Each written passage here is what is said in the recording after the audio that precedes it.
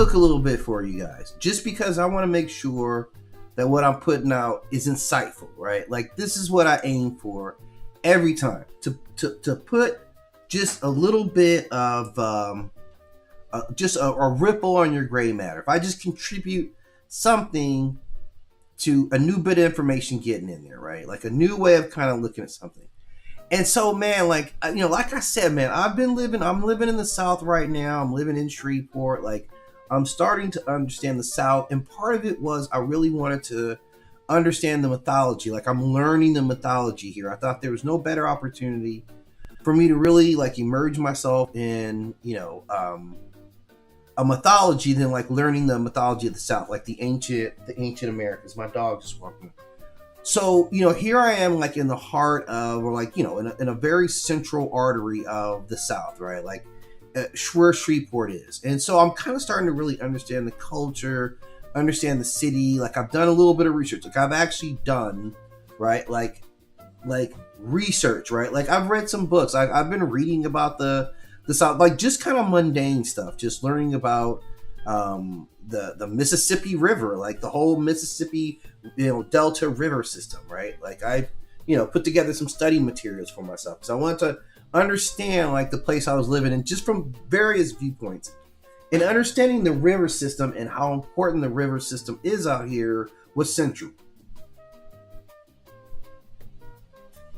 Because that river system has always been, like, a key part of every community of people who lived out here. Going way back, this river, right, which is the Mississippi, we're at the bottom end or the lower end of the Mississippi. Like, from here it goes from Louisiana, it goes into the Gulf of Mexico, right? So that's where it is, right? That's where it goes to, right? So it basically connects North America. North America to, it'll take you all the way from the top of North America all the way to the South America, all the way through the straight line, the Mississippi. And because of its size, because of its depth, because of its importance, it's been a very important river. Not only, it's been economically, it's been geographically, it has significance. It has affected migration. It has affected travel, trade, spirituality. All these things are linked to this river, okay? And there's always been a lot of this type of behavior linked to not just the river, but also a lot of river cities, which includes Shreveport. And this is a city that, like, if you go back, again, I'm going to reference some of the old myth of the city, right? This has always kind of been something different than just a city. It's not just another southern town. This is tied to, like, the oldest trade routes and river systems, to the boom of oil, to military command infrastructure, casinos, entertainment, and now we're moving into AI data centers. So the city itself has shown itself to be at various stages able to reorganize around new systems of power and flow. Now, this is one thing I'm going to talk about. The guy here that we're talking about is 50 Cent, right? Or Curtis Jackson, who's obviously kind of like investing a lot of his, like, infrastructure here in Shreveport. And again, it's you know, you taking your New York made money, you're bringing it out here, it goes a lot further. You can invest some real roots.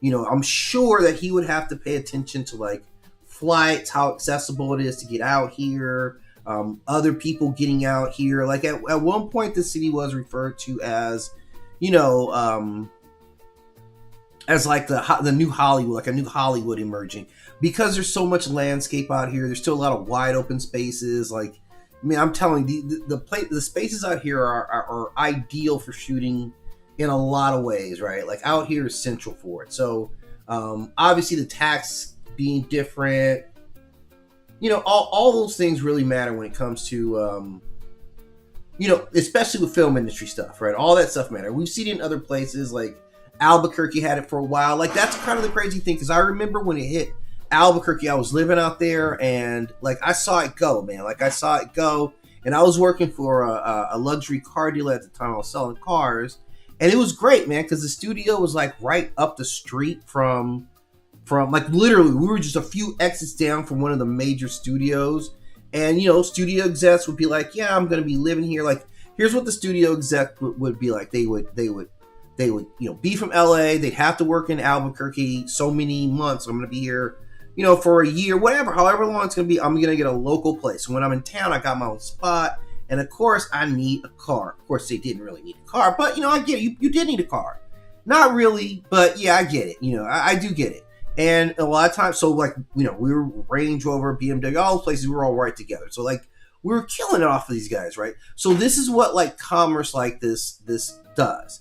And that's the thing about this city, is that from its ancient times, from its mythic times, this is a thriving river system. And river systems are always the most important things for human development. So when I talk about the Mississippi, I've often talked about it being synonymous with the Nile, because it carries so much trade, so much commerce, so much spirituality, all in the same system. Like, this has always been a conduit of various energies. Like, that's 100% what it is.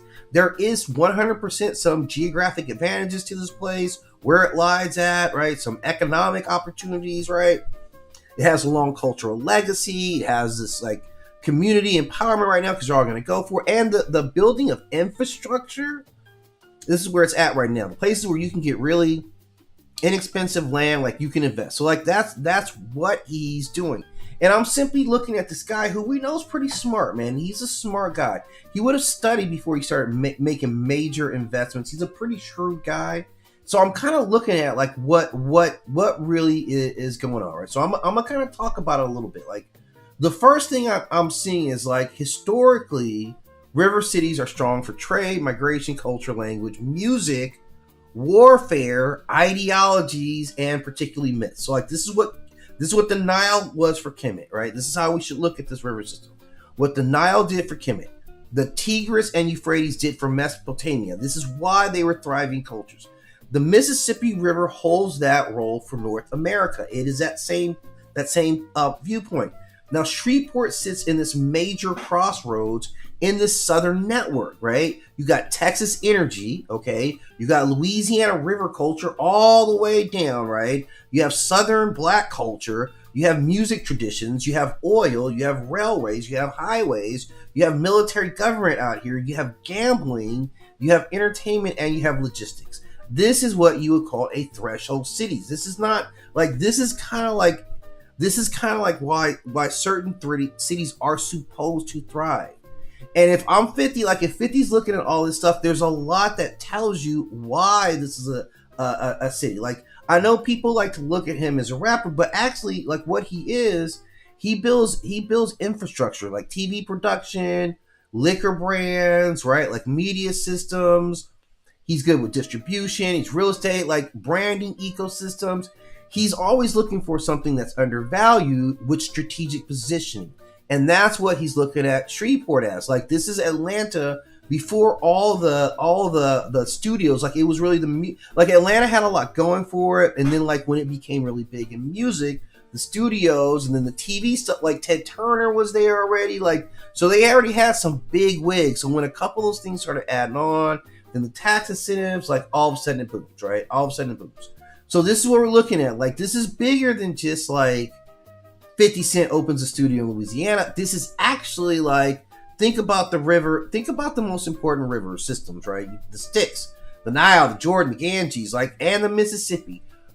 River cities are psychic centers because they connect various parts of the world. So Shreveport isn't just this like gateway city. It's sitting on one of the greatest arteries of North American culture. That's what he's looking at. If you look at how civilizations operate, how energy flows, river cities are the greatest capacity for growth, because they're central to everything that you need. If your cities are most often going to be defined by access to water, that shows you the advantage of river culture. So that's where we're looking right now. Like, they got a lot going on in like outside of the production stuff here, a major military base here, and they've also got, a lot going on in data. Like, they're buying up land right here. And I'm saying that if you look at the city, like this whole cattle parish, This city has always been, or this area, this river was a sacred river to them, right? So we're talking about it was central to trade, migration, diplomacy, all this stuff.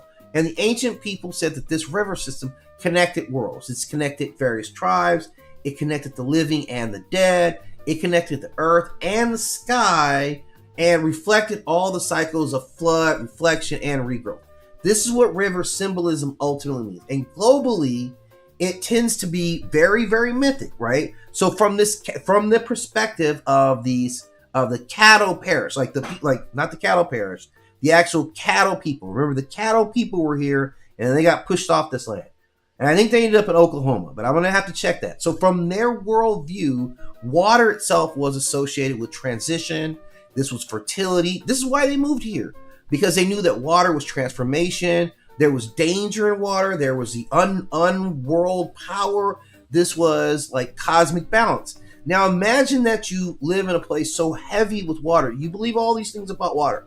And I don't know if you guys have been in the South much, but it's mad humid out here, right? And when we say humid, I mean like you can feel the water in the air. Like this place is so saturated with water that there's water in the air, okay? All the time. I'm telling you guys, like when they talk about the humidity out here, like it's no joke, okay? And if you believe water is this sacred conduit, imagine that you're so saturated with water that it is just in the air. The air is dripping itself with water. So this is kind of the importance of like river-ridged cities like this. Places where there were forests, plains, swamps, all trade routes, all these things interconnect, right? And they're spiritually charged in a way. So per the cosmology of the place, and these are people who built mound systems. This was the upper and the lower. This waterway was like the connector between all of them, right? So this is what, like, if 50's looking at historically what this area has typically meant, it has been exactly what you're leveraging it for. Like a place where there's always been this business, right? Let me look. I'm going to break it out for you guys, right? This place is known for ships that carried spices, gold, grain, weapons came through here. Now you're seeing a lot more music, podcasts. This is influence. So the cargo is changing, but the area is basically staying the same. It is reflecting what it's always been. It's had various booms out here. Let me see if I can break down some of these booms, right? Because it's had a few. It's had a couple of different flows. Okay.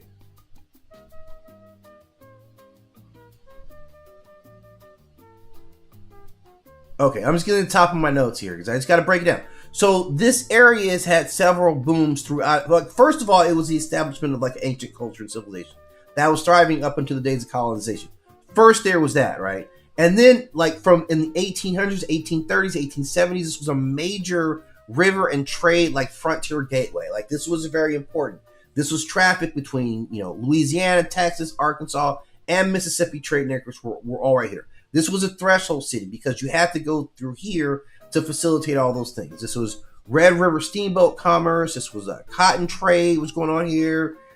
Texas, overland routes. You had military movement during, of course, Civil War. This was port access into the deep south. So like this is kind of where we're down. So this functioned like a crossroads city. All these things came through here. A place where goods, armies, information, and culture all kind of came together. And it's reflected in this.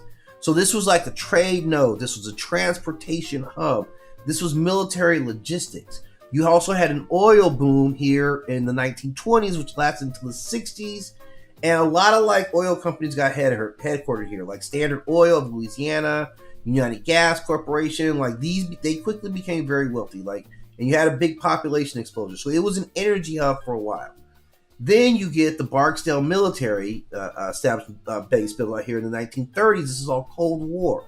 So this was not a small development. I don't know if they update these places, but this has been a strategic air command center. This is like nuclear era military importance all of a sudden placed into this. That's not for no reason. Our government wouldn't do that, right? Then you've got like some entertainment hubs. So you had some gambling booms in the 1990s, like the riverboats. After the oil industry kind of flattened out over here, but you still have a lot of that. So this is kind of where it's up. And now we're seeing, in the 2000s, there was a little bit more of an energy boom. So its peak years really about the 1930s, but it had several booms in different formats. So it's a city that can change its shape. And I think just like, like I said, geographically, like historically, I think on a spiritual level, like everything kind of lines up for the city. If I'm 50 and I'm looking at this, I think he may have found like a real like hot spot on just how this city like connecting various places of the South. Like you got, it's less crowded than Dallas. Like not to shit on Dallas. Dallas is a great city, but there are some advantages to smaller economies. They're already tied to energy infrastructure. Already has military tie-ins. So there's a lot here. Like that military presence can mean a lot with like contractors, cybersecurity. All that stuff can also be hubbed out here. Entertainment makes sense out here in this area because of like the access to land. I don't know, man. The weather's a little bit tough. There's a lot of sun, but goddamn, it's getting hot out here. But there, there can be all that stuff. All that labor and stuff can go out here. So I just want to break down like what I think he's looking at, because again, I think there's a mythic component to the Mississippi itself, and particularly in this area, just because I'm starting to absorb the culture and all that stuff. But I just want to put it in my framework, like what I see and what he potentially could be seeing and kind of putting together what he's targeting.